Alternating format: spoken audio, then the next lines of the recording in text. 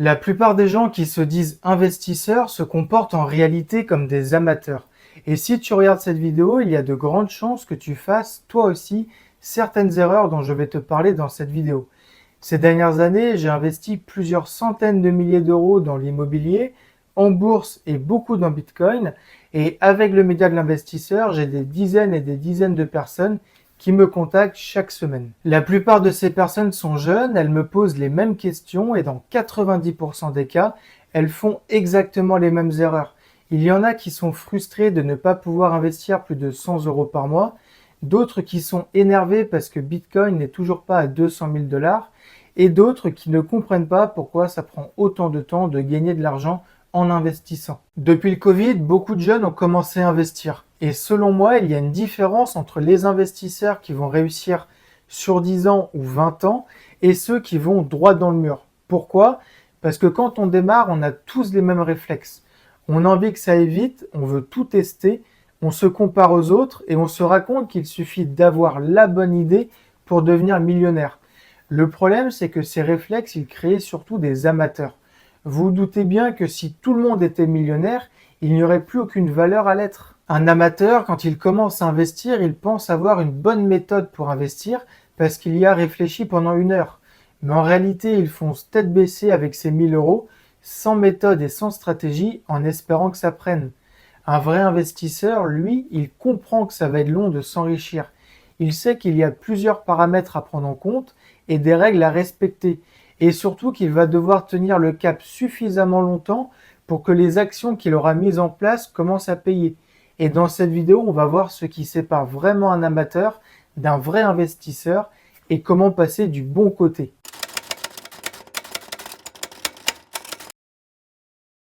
La première erreur que je vois systématiquement, c'est les gens qui disent vouloir investir à long terme, mais qui réfléchissent et qui agissent comme si tout se jouait dans les 3 prochains mois. Beaucoup pensent que pour réussir en investissement, il faut suivre l'actualité tous les jours, pivoter et changer de stratégie tous les 3 mois, et investir absolument tous les mois sans aucune interruption, sinon c'est foutu. En réalité, c'est l'inverse. Pour bien comprendre les marchés financiers, le Bitcoin ou encore l'immobilier, il faut du temps. Il faut accepter d'être patient et laisser la magie des années faire son travail. Le problème, c'est qu'en 2025, plus personne n'est patient. Pourquoi? Parce qu'aujourd'hui, on peut investir sur tout et n'importe quoi en 2 minutes top chrono. On peut acheter des actions, faire du trading, utiliser l'effet de levier et se jeter sur la dernière crypto-monnaie à la mode en 2 clics seulement. Et pour moi, c'est un vrai problème. On a rendu l'investissement beaucoup trop facile.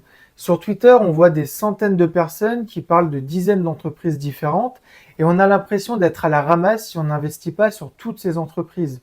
Sur Instagram, on voit des jeunes de 25 ans en Ferrari depuis Dubaï et quand on a 35 ans et qu'on roule en Clio, on finit par se dire qu'on a raté sa vie. Le résultat, c'est qu'on pousse les gens à réagir dans l'urgence, à vouloir tout de suite et à confondre investissement et casino. Ça n'a jamais été aussi simple d'investir et en même temps, la situation n'a jamais été aussi catastrophique pour les débutants. Pousser les Français à investir, c'est une très bonne idée, mais les pousser à investir sans expliquer les règles du jeu, pour moi, c'est une énorme erreur. Pour moi, investir à long terme, c'est au moins 10 ans. Si tous les jours, vous ouvrez vos portefeuilles pour regarder si les marchés sont rouges ou verts et que vous faites des transactions chaque semaine parce que votre action préférée est dans le rouge, je pense sincèrement que vous faites une grosse erreur. Un vrai investisseur, il sait prendre du recul. Il regarde la croissance des actifs sur 10 ans, 15 ans, voire 20 ans, et il accepte qu'il y ait des phases de baisse, de stagnation ou des périodes un peu chiantes. La différence entre un amateur et un investisseur, c'est que l'amateur, il va tout remettre en question, alors que l'investisseur, il va ajuster.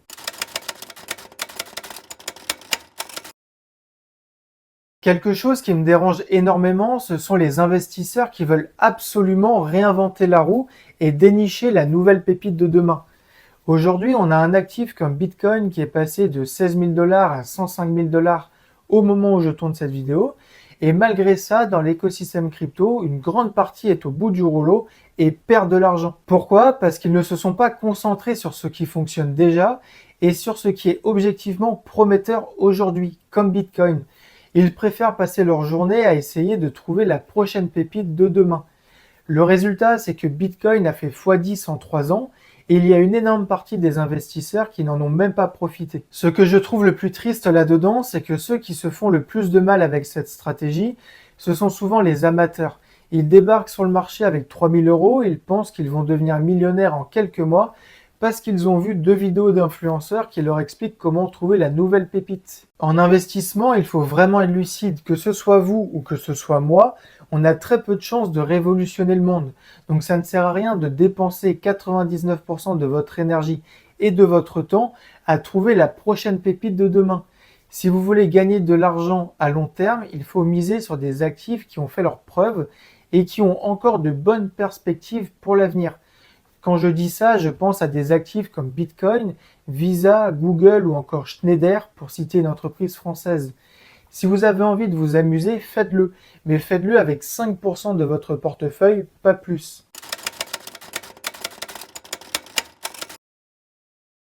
Malheureusement, en France, la vie est chère et les salaires ne sont pas très élevés.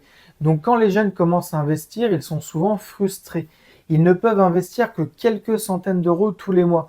Et une partie d'entre eux essaie de compenser ce manque d'argent en prenant des risques démesurés.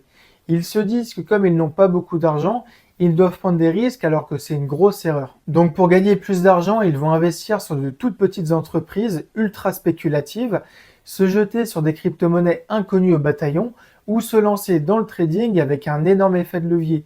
Et ça, pour moi, c'est l'une des pires erreurs que vous pouvez faire. Parce que dans ces conditions, vous n'êtes plus dans l'investissement, vous êtes dans la bêtise. Pour moi, la vraie solution à un manque d'argent, ce n'est pas de multiplier les risques, c'est d'abord de chercher à gagner plus. Concrètement, faire des heures supplémentaires, prendre un deuxième job, lancer une petite activité en freelance le soir ou le week-end. Et si ce n'est pas possible, parce que vous avez une vie de famille, des enfants ou peu de temps, essayez de changer de job, visez plus de responsabilités ou demandez une augmentation. Si vous restez exactement dans la même situation pendant 5 ans, c'est qu'à un moment, vous l'acceptez. Pour moi, on doit être ambitieux et se donner les moyens au maximum avant d'aller chercher plus de risques. Prendre du risque, c'est une bonne chose, je suis le premier à le faire, mais ça doit être réfléchi et maîtrisé.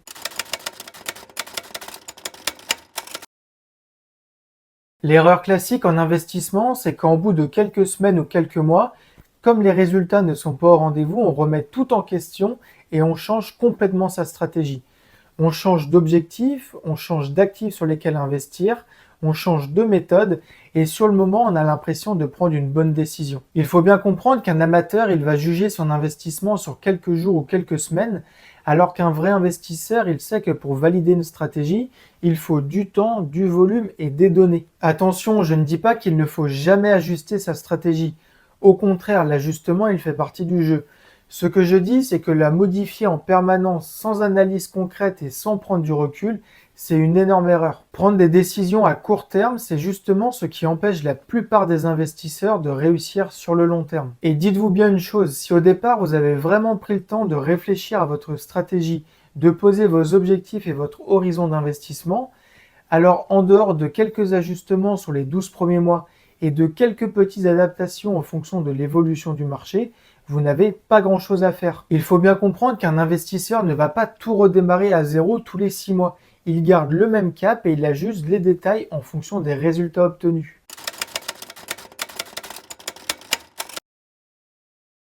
L'une des erreurs que je vois le plus souvent, c'est être accro à l'actualité. Quand on investit à long terme, il faut être capable de se détacher du bruit à court terme. Sinon, on passe sa vie à réagir sous le coup des émotions. Un amateur, il pense que suivre l'actualité en temps réel fera de lui un meilleur investisseur. Il rafraîchit son application qui lui permet d'investir 15 fois par jour, il lit plein d'articles, il regarde l'ouverture des marchés tous les matins, et il panique dès que l'une de ses valeurs préférées est dans le rouge. Vivre au rythme de l'actualité, c'est un vrai problème. Quand ça monte, on a peur de rater le train et on achète tout et n'importe quoi. Et quand ça baisse, on a peur et on vend au pire moment. Vous devez comprendre que l'actualité, par définition, c'est bruyant, émotionnel et souvent orienté pour faire cliquer. Ce n'est pas du tout un outil d'aide à la décision. Un vrai investisseur, il ne va pas chercher à être le plus informé. Il va chercher à être cohérent avec sa stratégie. Il connaît son horizon d'investissement, il sait pourquoi il investit sur telle classe d'actifs et il a défini à l'avance ce qu'il fait en cas de baisse des marchés. Est-ce qu'il va renforcer ses positions, attendre ou ne rien faire?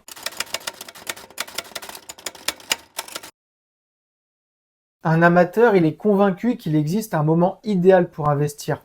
Il passe des mois, voire des années à attendre et il se trouve des excuses systématiquement. Le résultat, c'est qu'il attend et au final, il ne fait rien. Et il regarde les marchés bouger, il voit des opportunités passer et il reste sur la touche parce qu'il est persuadé que ce n'était pas le bon moment. Le problème, c'est que dans l'investissement, le timing parfait n'existe pas. Personne ne sait à l'avance où sera le plus bas ni où sera le plus haut. Attendre le bon moment pousse surtout à ne jamais passer à l'action. Par exemple, si vous regardez le S&P 500 sur les 5 dernières années, il y a eu deux petites périodes de baisse, en octobre 2023 et en avril 2025. Et je précise qu'on ne parle pas de correction de 30%. Donc si vous n'avez pas investi pendant ces deux baisses, vous avez laissé le train passer devant vous pendant 5 ans et vous êtes passé à côté de 90% de hausse. Un vrai investisseur, lui, il a compris quelque chose que l'amateur n'a pas compris. Plutôt que d'essayer de viser le bon moment pour investir, il met en place un DCA. Donc il décide d'investir régulièrement et peu importe si le marché monte ou si le marché descend. Et en parallèle, il a développé une stratégie avec des critères simples pour agir en cas de baisse. Il vise des niveaux de prix qui sont raisonnables et il ne se pose pas 1000 questions à chaque fois que le marché perd 1%. L'amateur, lui, il va chercher le moment parfait pour investir quelques centaines ou quelques milliers d'euros et même s'il a la chance de tomber pile au bon moment, ces 1000 euros investis ne vont pas changer sa vie. Une autre erreur que je vois tout le temps, et j'en ai même dédié une vidéo entière, c'est de faire des simulations d'investissement sur 20 ou 30 ans sans prendre en compte les frais que vous allez payer pour investir et les impôts. Sur le papier, ça donne des courbes magnifiques. Vous investissez X euros par mois, ça fait un effet boule de neige, et dans 30 ans, vous êtes rentier grâce aux dividendes. Sauf que dans la vraie vie, si vous faites ce genre de projection, vous devez absolument intégrer les frais que vous payez pour investir et surtout la fiscalité. Par exemple, si vous investissez depuis un compte titre, chaque plus-value et chaque dividende est soumis à la flat tax. Et si vous recevez des dividendes d'entreprises étrangères, vous pouvez même subir une double imposition avec le prélèvement à la source à l'étranger plus l'impôt en France. Même chose avec les SCPI, si votre taux marginal d'imposition passe de 11% à 30%, la rentabilité nette de votre investissement va baisser. Et c'est pareil avec les crypto-monnaies, si vous payez 1,5% de frais à chaque fois que vous en achetez. Sur 10 ans, les frais payés seront énormes. Pour résumer, si vous faites des simulations sans intégrer les frais, la fiscalité et les changements de tranche d'imposition, vous êtes en train de faire des simulations qui n'auront rien à voir avec la réalité. Un vrai investisseur, il ne se contente pas de faire des courbes théoriques. Il regarde ce qu'il va vraiment garder dans sa poche après avoir payé ses impôts.